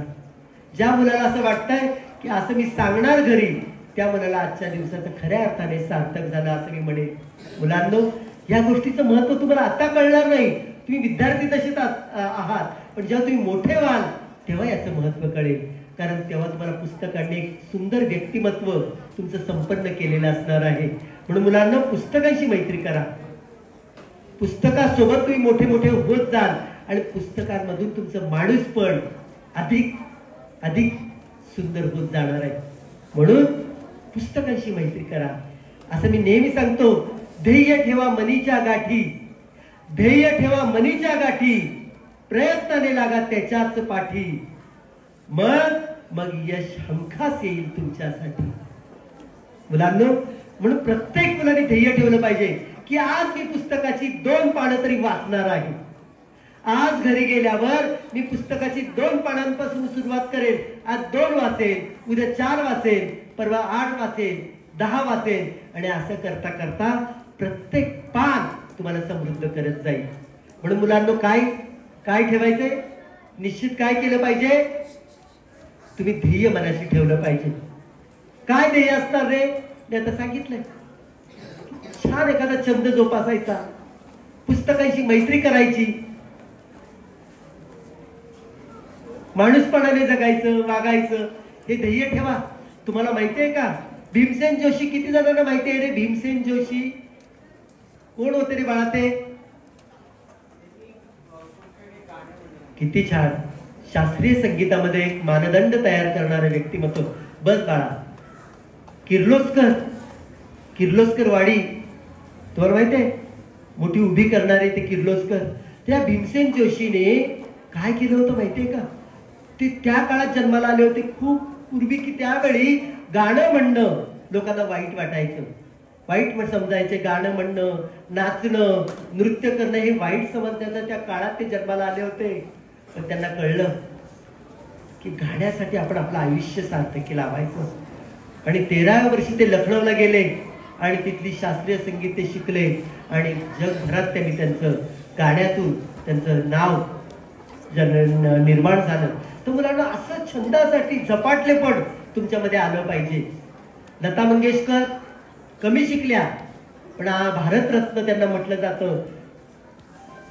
आपला सचिन तेंडुलकर क्रिकेटमधला देव त्यांना समजलं जातं. पण तरी शिक्षण जरी, पण त्यांनी छंदासाठी आयुष्य वेचलं, मनापासून प्रयत्न केले आणि नाव कमवलं. मुलांनो, तुम्ही सुद्धा एखादा छंद, कुणाही येतो त्यात, की ध्येय ठेवा मनीच्या गाठी, प्रयत्नाने लेगा त्याच्याच पाठी, मग यश हमखास येईल तुमच्यासाठी. आणि मुलांना अडचणी येतीलच, पण जो थांबला तो संपला असं म्हणतात. त्याचं प्रगती संपली. म्हणून माझी एक कविता आहे. उठ मुला थांबून तुला नाही चालणार, उठ मुला थांबून तुला नाही चालणार, अरे हात पाय गाळून यश कसे रे मिळणार. ठेचाळून पडला जरी जो येतो वाटेवर, ठेचाळून पडला जरी जो येतो वाटेवर, मग त्याच्यासाठी नव्या वाटा होतात हजर. ध्यानात ठेव संकटात नाही रडून चालत. मुली, ए मुली, ध्यानात ठेव संकटात नाही रडून चालत, धाडसाच्या मागे यश येत असे धावत. या जगी नाही बरं काहीच अशक्य, वाळवंटी नंदनवन फुलवणं सुद्धा शक्य, केल्याने होत आहे याचे राहू दे रे भान, यश हे चिकाटीला चिकटलेले जाण. श्रमाची बांधून पूजा कर प्रयत्न सत्वर, श्रमाची बांधून पूजा कर प्रयत्न सत्वर, मग निराशेच्या काळोखाला दे लखलखते उत्तर, निराशेच्या काळोखाला दे लखलखते उत्तर. मुलांनो, तुमच्या आमच्या सगळ्यांच्या आयुष्यात निराशेचे ढग जमा होतात, पण या निराशेच्या काळोखाला आपल्या श्रमाचं, आपल्या प्रयत्नाचं लखलखते उत्तर आपण दिलं पाहिजे. आणि म्हणून माझ्या 2 विळ्यांची एक कविता, की गावच्या एका घरात 2 विळे होते. विळे माहितीये तुम्हाला? गवत कापण्याचे विळे. गावच्या एका घरात 2 विळे होते. त्यांचे वागणे मात्र बरेच वेगळे होते. एक विळा कोपऱ्यात बसून गंजून गेला होता, तर दुसरा विळा काम करून लखलख करीत होता.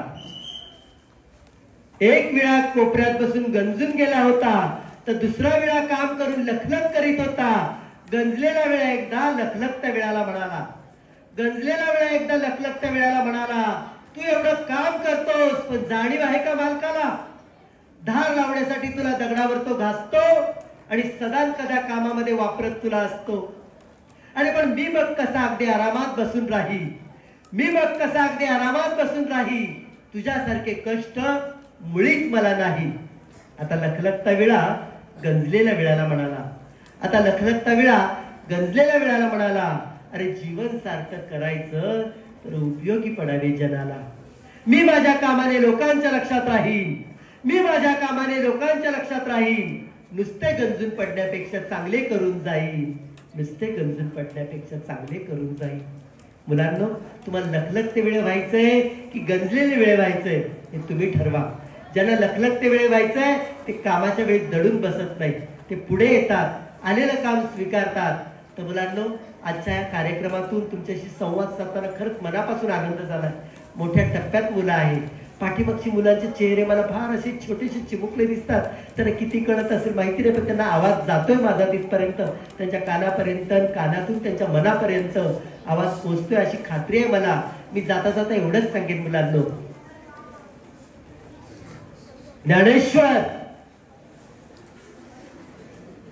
ज्ञानेश्वर बोलताना हसत नाही, आवाज करत नाही, हालचाल करत नाही आपल्या शरीराची. किती जण हालचाल करतात मी बघतोय.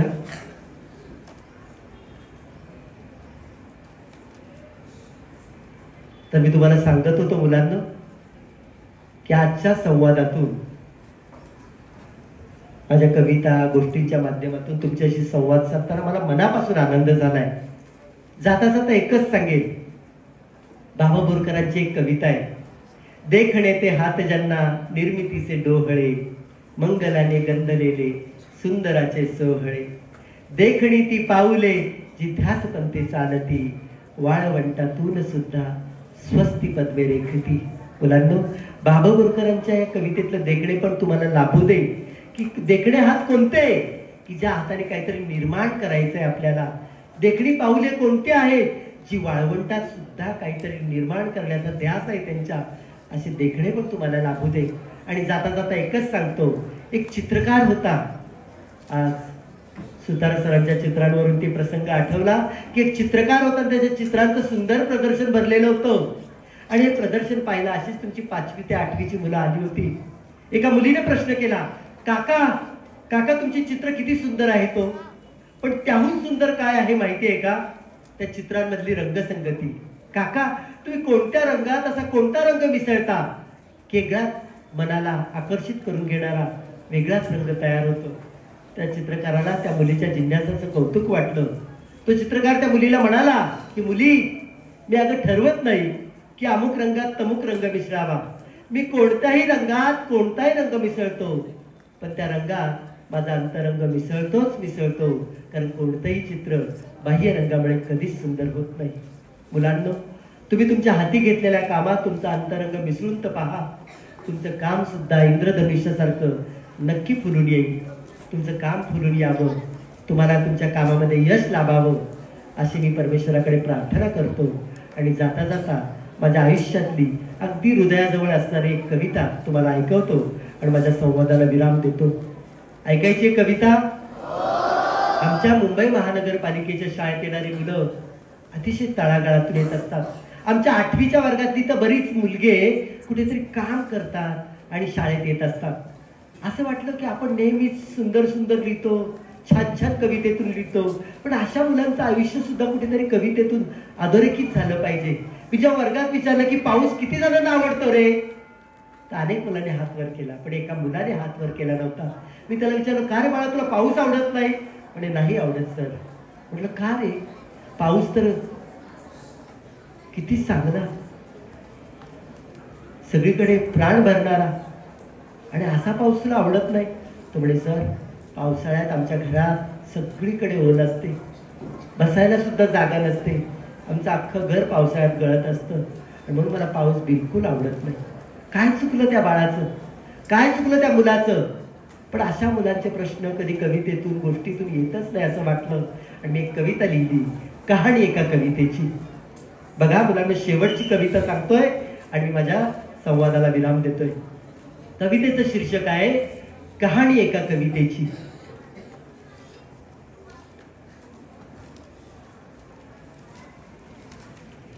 घंटा झाली वर्ग लागला भरू, गुरुजींच्या कवितेने तास झाला सुरू. घंटा झाली वर्ग लागला भरू, गुरुजींच्या कवितेने तास झाला सुरू. पावसाची कविता घेतली शिकवायला, पावसाची कविता घेतली शिकवायला, पण मध्ये मध्ये बोलायची परवानगी नाही कुणाला. शब्दांचा पाऊसच जणू वर्गावर बरसत, शब्दांचा पाऊसच जणू वर्गावर बरसत, कवितेचा आशय जाई मनोमनी झिरपत. शेवटच्या बाकावर भिंतीला टेकून, शेवटच्या बाकावर भिंतीला टेकून एक चिमुरडा होता, डोळे गच्च मिटून. मास्तरांच्या रागाचा पाराच चढला, जोरानेच ओरडून उठवले त्याला, दमातच घेऊन विचारले त्याला, रात्री काय तू सिनेमा पाहिला का गोडधोड जेवणावर ताव मारून आलास आणि माझ्या तासाला असं झोपी गेलास? भेदरलेल्या डोळ्याने त्यांनी सरांकडे पाहिले, भेदरलेल्या डोळ्याने त्यांनी सरांकडे पाहिले. गरीब आहे तर सर, कुणीतरी पटकन बोलले. मास्तर म्हणाले, गरीब? गरीब मग कपड्याला कसा अत्तराचा वास? गरीब मग कपड्याला कसा अत्तराचा वास? नाही सर, उदबत्त्यांचा वास येतो खास. वडील नाहीत त्याला, तो काम करून शिकतो, शाळेत येण्यापूर्वी तो उदबत्त्या विकतो. मग मास्तरांची कविता बाजूलाच राहिली. मग मास्तरांची कविता बाजूलाच राहिली त्यांच्या डोळ्यांतली कविता वर्गाने वाहताना पाहिली, त्यांच्या डोळ्यांतली कविता वर्गाने वाहताना पाहिली. सर्वांना पुन्हा एकदा धन्यवाद. तुम्ही अतिशय शांतपणे ऐकून घेतलं आणि यातलं ऐकलेलं किती जण घरी सांगतायत त्याचं सुद्धा मी नंतर तुमच्या प्राचार्य सरांना विचारून, आणि ते तुम्हाला विचारणार आहेत किती जणांनी घरी सांगितलं की आज असे पाहुणे आले होते आणि ह्या गोष्टी त्यांनी सांगितल्या. जेव्हा तुम्ही घरी सांगाल ना तेव्हा तुम्हाला पुन्हा एकदा हा सगळा पट आठवावा लागेल, आणि जेव्हा तुम्ही पुन्हा एकदा हे सगळं आठवाल तेव्हा ते तुमच्या कुठेतरी हृदयात ते झिरपणार आहे. सगळ्यांना पुन्हा एकदा परीक्षेसाठी शुभेच्छा देतो आणि थांबतो. धन्यवाद. हॅलो, धन्यवाद सर. खरोखर आज आमची नामजोशी शाळा पावन झाली. माझ्या या ठिकाणी बसलेला विद्यार्थी हा निश्चित तुमच्याकडनं काहीतरी घेऊन जाईल.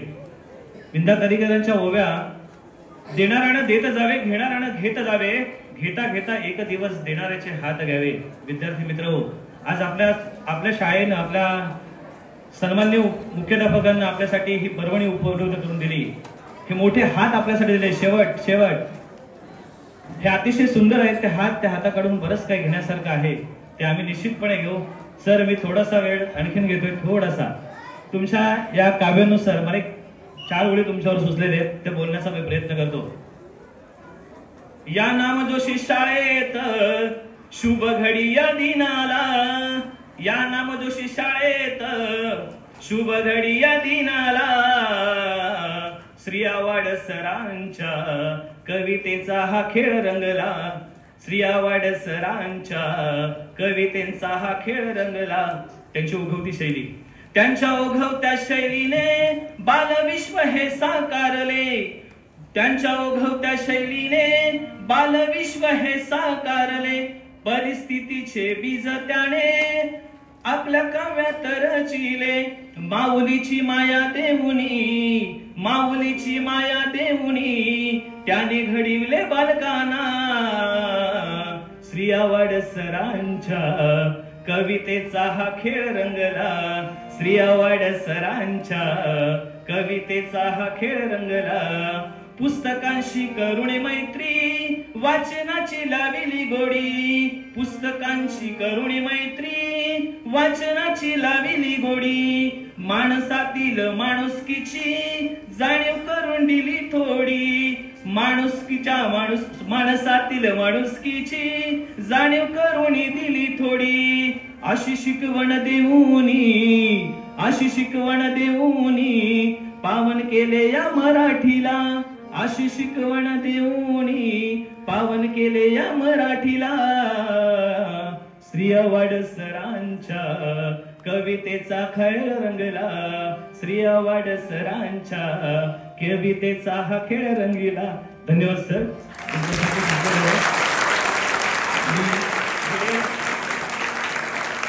कदाचित तुमच्यामुळे प्रेरणा मिळाली, मी काहीतरी सुचलं ते लिहिण्याचा प्रयत्न केला. तरी पुढील सूत्र मी सौ अस्मिता गांधी मॅडमकडे देतो आणि कार्यक्रमाच्या पहिल्यापासून देते.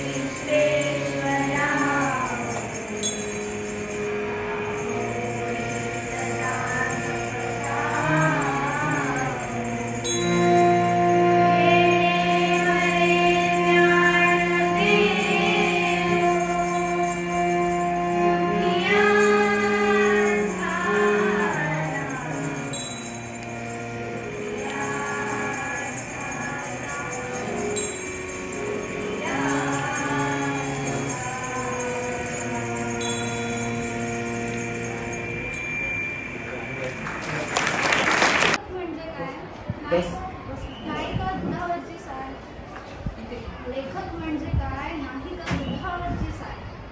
आले होते एकदा आमच्या शाळेत एकनाथ राय, आले होते एकदा आमच्या शाळेत एकनाथ राय. त्यांच्या व्याख्यानाने उमगले आम्हाला लेखक म्हणजे काय, त्यांच्या व्याख्यानाने उमगले आम्हाला लेखक म्हणजे काय.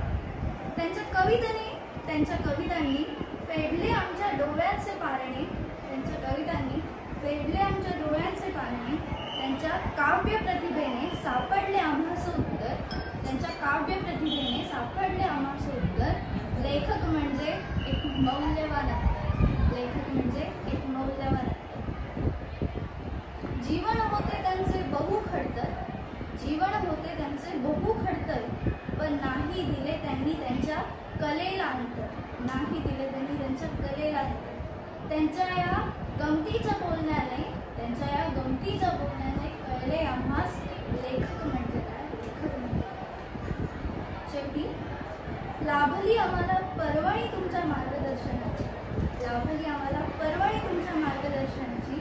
कसे फेडावे गुण तुमचे नाही कळत मनाशी, कसे फेडावे तुमचे ऋण नाही कळत मनाशी. पण नेहमी राहील आठवण तुमची की लेखक कसा असावा तर असा असावा, लेखक कसा असावा तर असा असावा.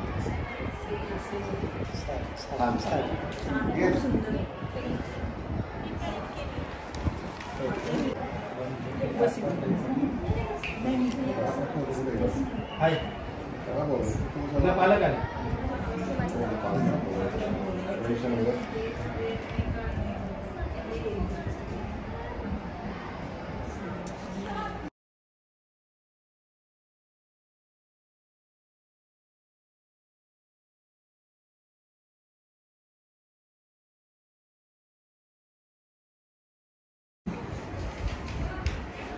सांगितलं गायकवाड सरांना बोलतो.